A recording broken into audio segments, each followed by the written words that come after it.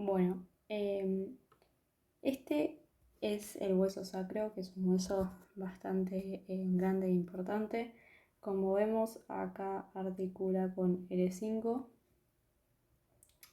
Y si nos fijamos, tenemos el conducto sacro, que va a ser la continuación de lo que era el conducto agujero vertebral, que es lo que digo que va a tener la cola de caballo dentro,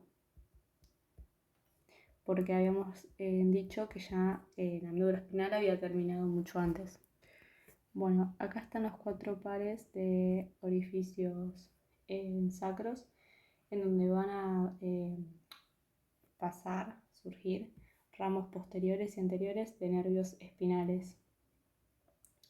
Y como habíamos dicho, los forámenes sacros anteriores van a corresponder a la pelvis, mientras que los posteriores, como vemos en esta imagen, van a corresponder a los dorsales.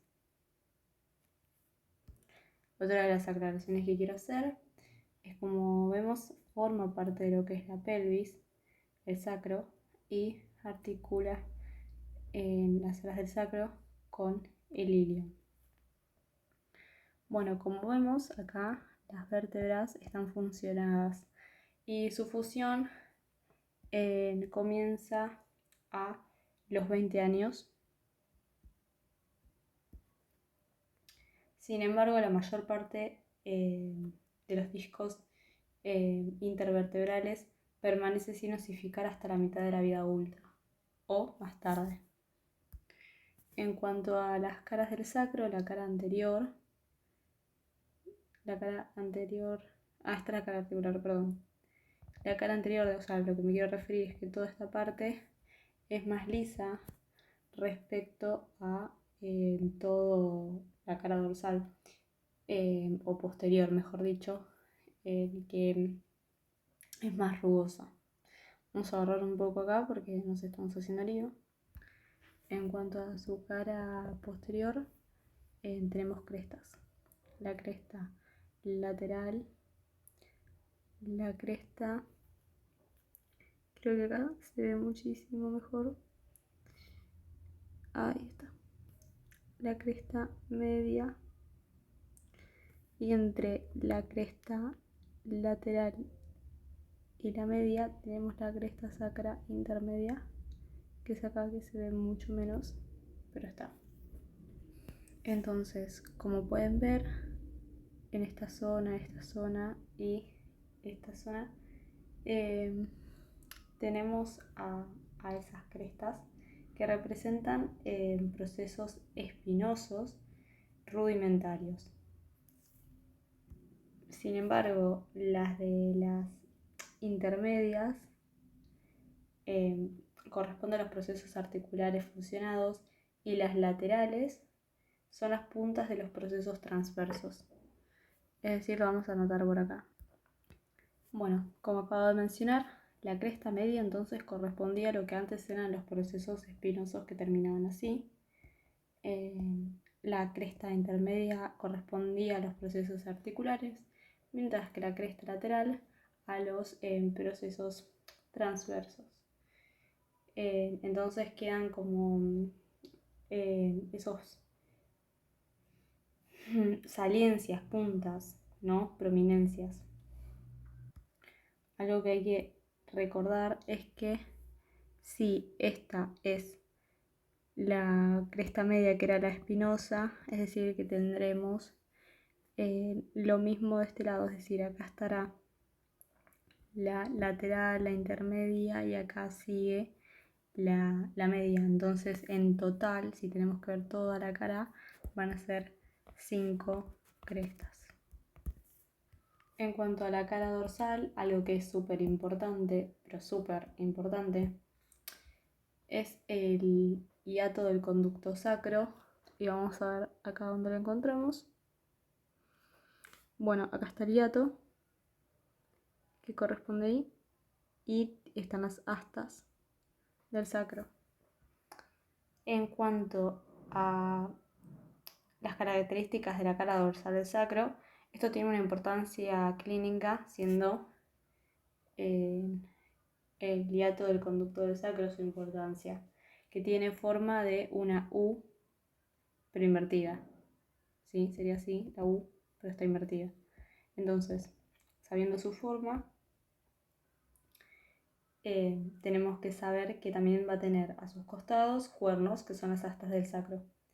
Entonces, el hiato del sacro se produce por la ausencia de las láminas y procesos espinosos de S5, que es la última vértebra del sacro, y a veces de S4.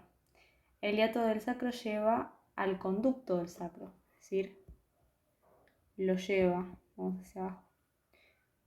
Y otra de las cosas que tenemos que ver es que su profundidad es variable y depende de la mayor o menor presencia de proceso espinoso.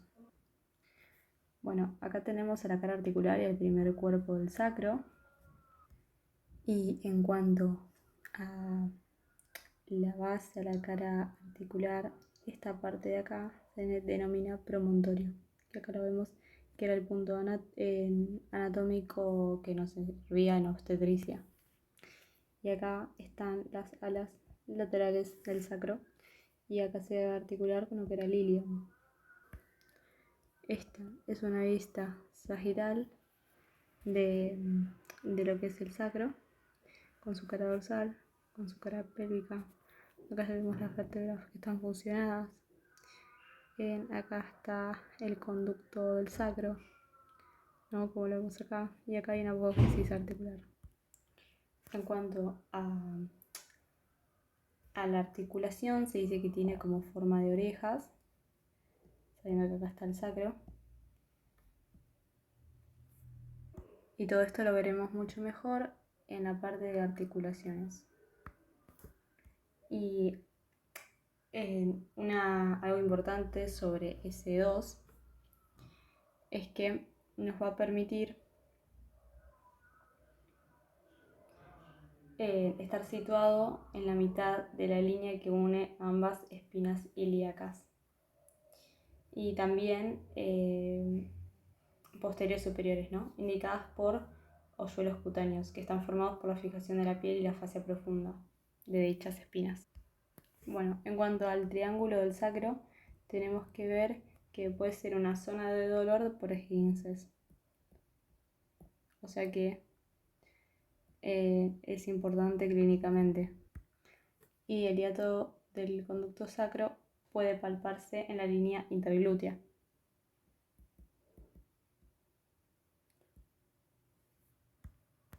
Bueno, ahora borramos para explicar coxis y después nos queda ver en cuanto a la columna, articulaciones, ligamentos que recubren, para ya después pasar a musculación y terminar con el tema. Y nos quedan, bueno, también los plexos, y nos queda en su relación con la caja torácica y eso. Honestamente voy a hacer en el mismo video la explicación de coxis, ya que es mucho más chico. Y bueno, entonces es un pequeño hueso con forma triangular que suele estar formado por la fusión de 4 vértebras. Lo que hay que saber es que dependiendo de la formación de la persona puede variar entre 3 a 5, es decir, podemos tener 32 vértebras en total, podemos tener 33 vértebras en total, que es el número más común, y podemos tener 34 vértebras. ¿Sí? Después, otra de las cosas que hay que saber sobre coxis es que la vértebra coxigia 1 puede permanecer separada de grupo fusionado, ¿sí? Y que va a articular con el final del sacro, que es el vértice del sacro. Y es el residuo embrionario de la zona caudal, ¿sí? Entonces la superficie pélvica del coxis es cóncava de manera lisa, y luego va a ser convexa, ¿no? Hacia afuera. A ver si lo vemos acá. También, como lo vemos acá, es más rugosa. ¿no? Como sucedería en la cara dorsal del sacro. Entonces, acá. Hay que recordar que el coxis no soporta peso en bipedestación. Sin embargo, o sea, esto no lo hace. Sin embargo, cuando se está en sedestación, esto puede flexionarse. El vértice del coxis puede palparse 2,5 centímetros que esté póstero superiormente al ano. Y lo último que quiero indicar sobre el coxis es que va a dar inserción a músculos, ¿no? Que van a ser el músculo glúteo mayor y el coxigio, que eso los veremos más adelante. Bueno, entonces ya sí tenemos una idea de dónde está el coxis, que puede variar en su cantidad de vértebras, que el vértice puede palparse posteriormente 2,5 centímetros superior al ano. También tenemos que saber que en bipedestación la verdad es que no forma parte en lo que es el sostener el peso, ¿no? De lo que es la columna y el cuerpo en sí, sino que lo más importante lo hace la zona lumbar, lo hace el sacro en sostener el peso. Habíamos hablado sobre la importancia del hiato del conducto sacro en lo que es la clínica. También tenemos que acordarnos de los tubérculos de las apófisis transversas, que esto no lo habíamos visto y eso es importante, pero lo vimos acá en la representación de las imágenes del atlas que es del Néter, o sea que es importante que en la bibliografía ven cómo cambia.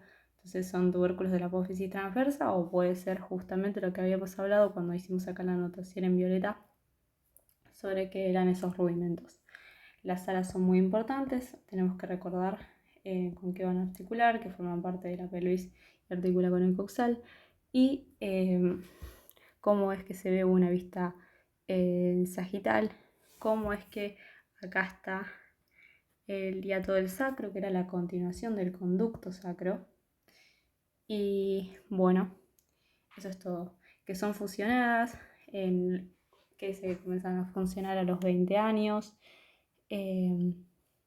Bueno, y los agujeros sacros, ¿no? Que cuando estaban a posterior eran dorsales, pero si estaban en la cara anterior correspondían a la pelvis, ¿no? Que ahí vamos a tener nervios sumamente importantes, que lo vamos a ver más adelante. Pero esto es la parte de ósea que debemos conocer. Y bueno, en lo que era la hendidura interglútea del triángulo, teníamos que conocer justamente esta zona, ¿no? La del hiato, porque tenía su importancia clínica, ¿no? En la parte inferior del sacro.